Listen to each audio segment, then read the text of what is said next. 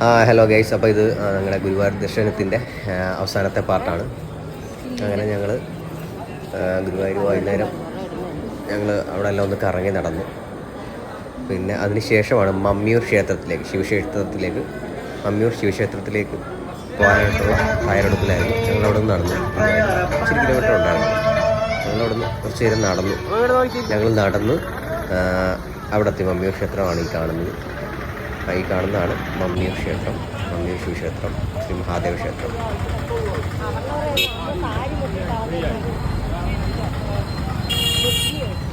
അങ്ങനെ ഞങ്ങൾ മമ്മിയൂർ ക്ഷേത്രത്തിൽ ദർശനം ചെയ്തു.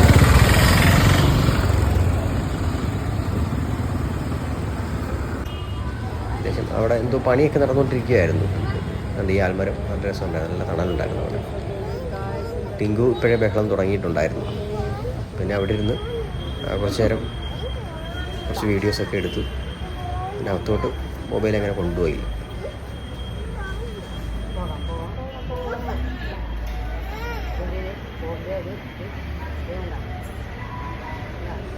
പിന്നെ ഇത് ഞങ്ങൾ താമസിച്ച ആ ലോഡ്ജിലെ ഒരു ആനയുടെ പ്രതിമ ടിങ്കിന് ഭയങ്കരമായിട്ട് ഇഷ്ടപ്പെട്ടു. അതിൻ്റെ പുറത്ത് കയറുകയൊക്കെ ചെയ്തായിരുന്നു. പിന്നെ ഞങ്ങൾ വൈകുന്നേരത്തെ ദർശനം കൂടി, അതായത് ദീപാരാധന തൊഴാനായിട്ടാണ് രീതിയിലാണ് ഞങ്ങൾ വന്നത്. പിന്നെ പുറത്തുനിന്ന് ഇറങ്ങിയ സമയത്താണ് നമ്മൾ ഇൻസ്റ്റയിലൊക്കെ കാണുന്ന നെസ്കഫയുടെ മറ്റേ ആ കോഫി കുടിക്കാനായിട്ടൊരാഗ്രഹം തോന്നി. അങ്ങനെ ഞങ്ങൾ രണ്ടുപേരും കൂടി ആ കോഫി മേടിച്ച് കുടിച്ചു. പക്ഷെ കുഴപ്പമില്ല, വലിയ മധുരമൊന്നും ഇല്ലെങ്കിലും കുഴപ്പമില്ലായിരുന്നു ടേസ്റ്റ്. ഇതാണ് ഇൻസ്റ്റഗ്രാമിലും ഒക്കെ വൈറലായ ഒരു കോഫി ഷോപ്പാണ്. ഒരു ഹോട്ടലിൻ്റെ ഫ്രണ്ടിലാണ് ഈ ഒരു കൗണ്ടർ ഉള്ളത്.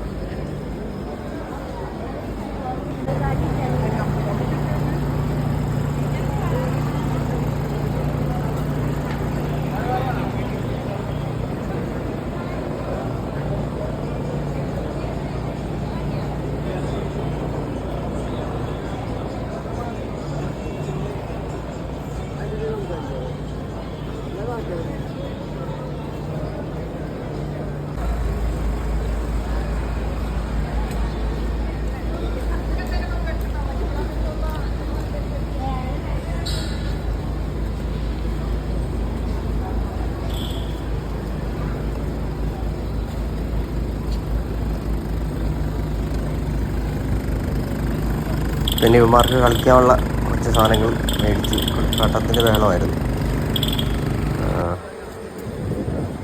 അപ്പോഴും നല്ല തിരക്കുണ്ടായിരുന്നു. ആ സമയത്തും നല്ല തിരക്ക് തുടങ്ങിയിട്ടുണ്ടായിരുന്നു.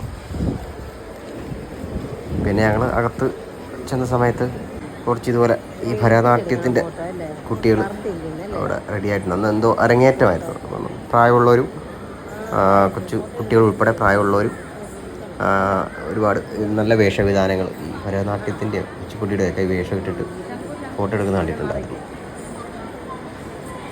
പിന്നെ അതിനുശേഷം ഞങ്ങൾ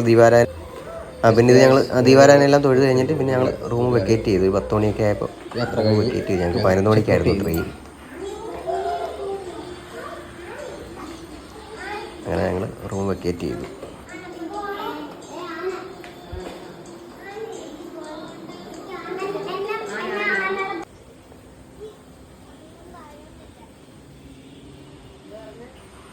ഓക്കെ ഗൈസ്, അങ്ങനെ ഞങ്ങൾക്ക് ട്രെയിൻ കിട്ടി. ഞങ്ങൾ നേരത്തെ ബുക്ക് ചെയ്ത ട്രെയിൻ തന്നെയാണ് കിട്ടിയത്.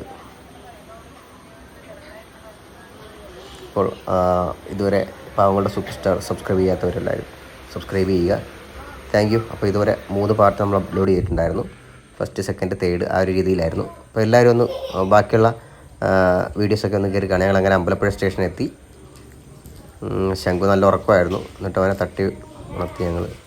ടിങ്കു അതിലും പക്ഷേ ഉറക്കം. Okay, thank you for watching.